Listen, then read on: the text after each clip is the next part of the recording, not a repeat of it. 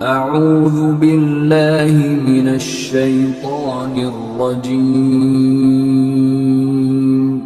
بسم اللہ الرحمن الرحیم۔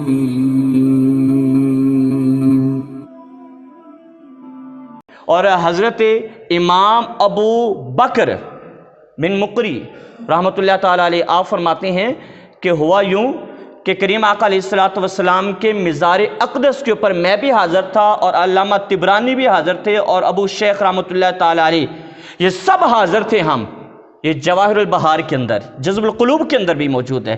کہنے لگے کہ ہم سب حاضر تھے نا، سب حاضر تھے۔ تو جب حاضر ہوئے تو ایک دن گزرا کھانا نہیں کھایا، دوسرے دن گزرا کھانا نہیں کھایا، لیکن حضور علیہ السلام کے پاس جا کر بھی نہ کہا۔ لیکن جب ہماری حالت زیادہ کمزور ہوئی نا اور شدت اتنی ہوئی کہ برداشت باہر تھی، تو پھر میں گیا آقا کریم علیہ السلام کے روضہ کے اوپر، یقین دیکھیں، کہنے میں حضور کے روضہ کے اوپر جا کر میں نے یہ عرض کی، یا رسول اللہ صلی اللہ تعالیٰ علیہ وسلم، یا رسول اللہ صلی اللہ تعالیٰ علیہ وسلم، الجوع، یا رسول اللہ بھوک سے اب برا حال ہے، اب برا حال ہے یا رسول اللہ۔ کہہ رہے کہ رات کا وقت تھا، میں نے دعا کی، میں سو گیا اور میرے دوسرے ساتھی بھی سو گئے، ابو شیخ بھی سو گئے، لیکن علامہ طبرانی کو ان کو نا ہم نے بٹھا دیا کہ تم نے یہاں بیٹھنا ہے۔ ان کا کیوں؟ ان کا مجھے یقین ہے کوئی ضرور آئے گا، مجھے یقین ہے کہ کوئی، اب ہم نے حضور سے کہہ دیا ہے نا، یہاں سے تو خالی ہاتھ غیر بھی جایا نہیں کرتے، تو ہم تو حضور کے ماننے والے، حضور کے عاشق ہیں، مجھے یقین ہے کوئی نہ کوئی آئے گا۔ تو ہوا کیا، کہنے لگے کہ بس علامہ طبرانی بیٹھے ہوئے تھے، تو رات کا وقت ہوا نا، تو ایک علوی صاحب اندر آئے، دو غلام ہیں ساتھ، اور دونوں غلاموں نے نا کھانا اٹھایا ہوا ہے، ایک نے بھی کھانا، دوسرے نے بھی کھانا، اور کھانا اٹھایا ہوا ہے اور کھانا لا کر ہمارے سامنے رکھ دیا۔ جب سامنے رکھا نا تو کہنے لگے کھاؤ۔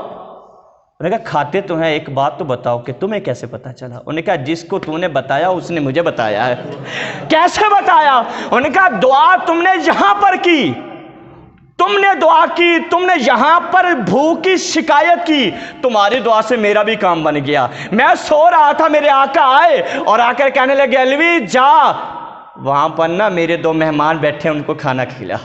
کون دیتا ہے دینے کو منہ چاہیے، دینے والا ہے سچا ہمارا نبی۔ کہنا میرے مہمان ہیں۔ اور اس سے بڑی بات، یہ علامہ ابو بکر یہ بھی ہیں، اور ابو بکر اقطع رحمۃ اللہ تعالیٰ علیہ ہیں۔ یہ کہنے میں بھی نا بیٹھا ہوا تھا روضہ شریف پر، اور مجھے کیا ہوا کہ مجھے نا بھوک کی شدت مجھے بھی ہوئی۔